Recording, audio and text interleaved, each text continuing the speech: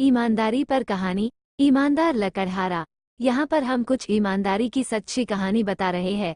इससे हमें अपने जीवन में ईमानदारी के महत्व का एहसास होगा और अपने जीवन में ईमानदारी कितनी जरूरी है इसके बारे में भी पता चलेगा। एक समय की बात है, एक गांव में एक रामू नाम का गरीब लकड़हारा रहता था। रामू का घर जंगल के पास ही था।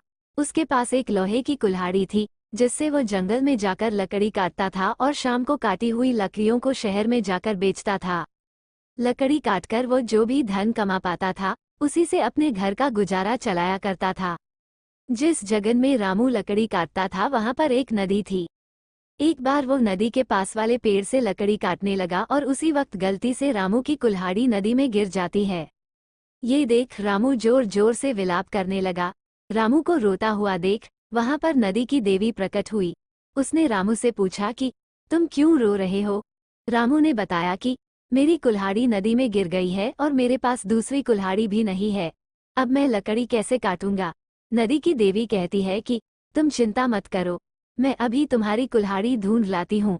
देवी वापस जल में चली जाती है और एक सोने की कुल्हाड़ी लेकर आती है। वो रामू से पूछती है कि क्या यही तुम्हारी कुल्हाड़ी है। रामू ने कहा नहीं, यह मेरी नहीं है। देवी वापस जल में जाती है और इस बार चांदी की कुल्हाड़ी लेकर आती है। देवी कहती है कि क्या ये वाली तुम्हारी कुल्हाड़ी है। रामू फिर से उसे लेने से मना कर देता है कि यह भी मेरी नहीं है, मेरी कुल्हाड़ी लोहे की है। देवी फिर से जल में जाती है और इस बार वो लोहे वाली कुल्हाड़ी लेकर आती है और कहती है कि क्या ये वाली तुम्हारी है। इस बार रामू हाँ में सिर हिलाता है। देवी रामू की ईमानदारी देखकर बहुत खुश हुई और तीनों कुल्हाड़ी उसे देती हुई बोली कि तुम बहुत ईमानदार हो और मैं तुम्हारी ईमानदार से खुश हुई हूँ, इसलिए लोहे की कुल्हाड़ी के साथ ये सोने और चांदी की कुल्हाड़ी भी तुम्हें देना चाहती हूँ।